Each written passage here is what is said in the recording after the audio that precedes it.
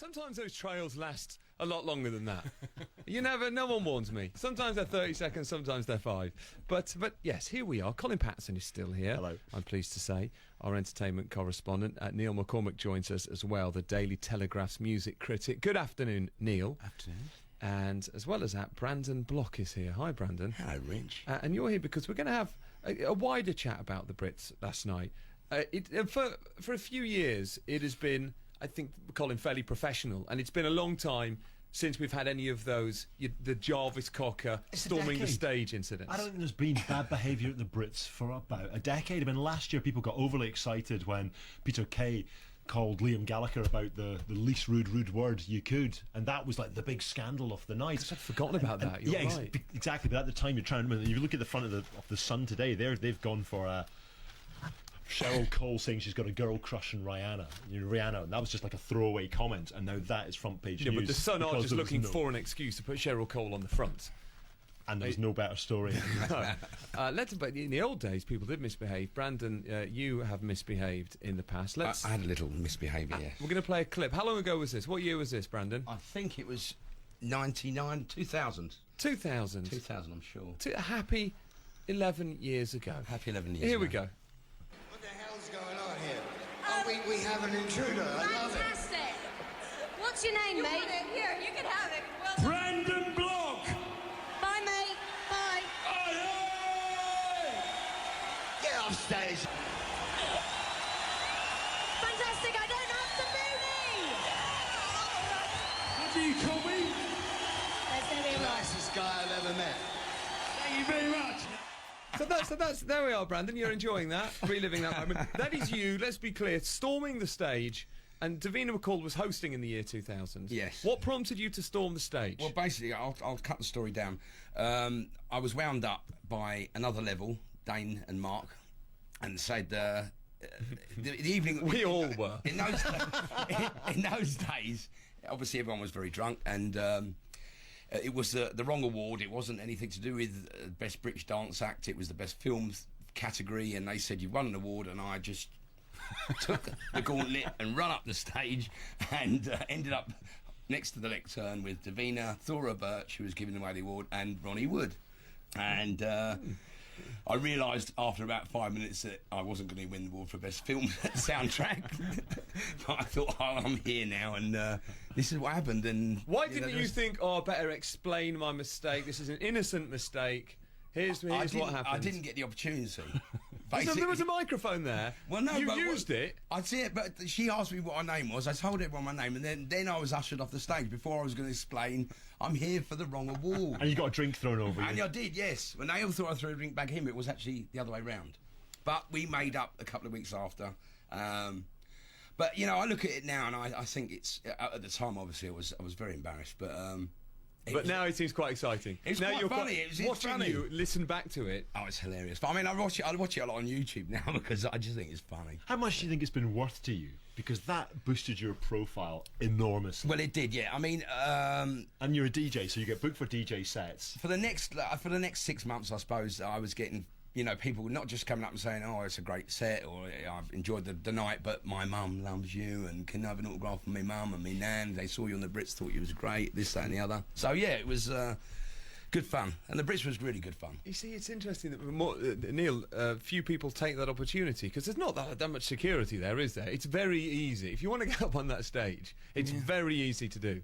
Yeah, but it used to be quite an anarchic occasion, and you had a drunken music business there, and there was a kind of irreverence to it. The year after, Brandon, they took our booze away. That's right. Yeah. We had a drink-free Brits, which was really? the most boring Dry Brits I've ever been at. And people couldn't. When the final act was playing, the whole place emptied as people rushed to the parties to get a drink in sheer desperation. So that sort of backfired. They do close loopholes all the time, but I think there's a sense that has changed, which is that people aren't so willing to bite the hand that feeds them. You know, the music business is going down the toilet. People want these awards. It's a big marketing campaign. But also, the 90s were a different era. There seemed to be more angry young men around. That Oasis era seems very different to this one. It's more professional now, isn't it? It's slicker. It has got slicker. The music business has got slicker in a way, and even though it's suffering. You know, the Britpop was a movement. There was a lot of drugs and there was a lot of drink involved, and there was an attitude that we're outside of this establishment. The 90s went in very much into mainstream manufactured pop mode and very serious rock bands.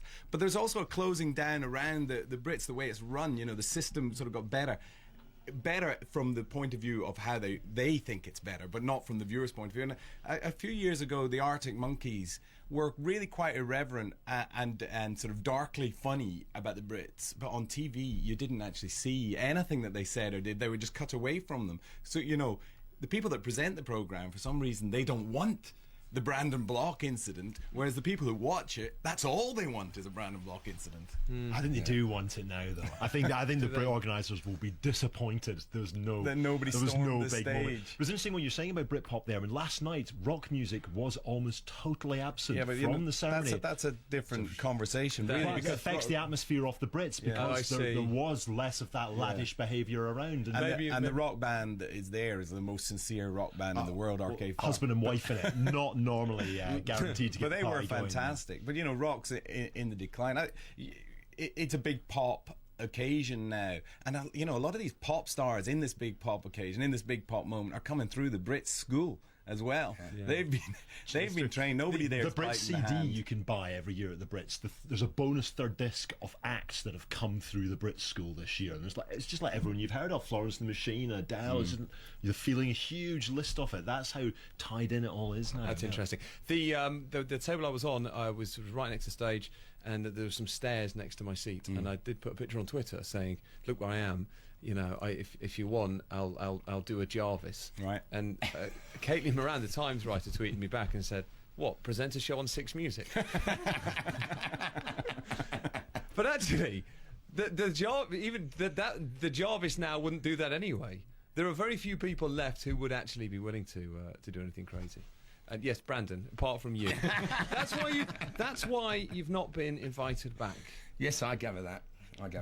But I don't think that would be a problem, to be honest. The year after I did it, they invited me back to do the interviewing on the red carpet. I was the only one allowed that side of the metal bar with the press. I was interviewing everyone, and they couldn't avoid me. They actually talked to me on the way into the Brits, so they did want me back. I mean, it was just... you know, you have artists there like Plan B and Tiny Tabby, you know, hip-hop artists. Plan B, let's say, he's an angry young man, you would think, and he had Riot Squad in his dance. He set fire to policemen and came on dressed like he was there to fix your plumbing.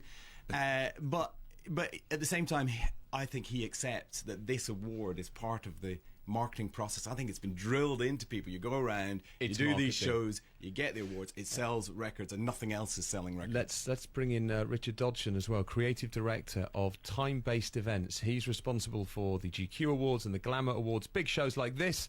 He was responsible for that award show where James Corden and Patrick Stewart fell out. Richard, hello. Hi, Richard. How you doing? Yes, good, thank you. What do you make of the Brits last night? I enjoyed it. I thought it was a great show. I think what you're saying earlier about the way this TV show was produced was much better, was much slicker, and the graphics were fantastic as well. Really, really good show.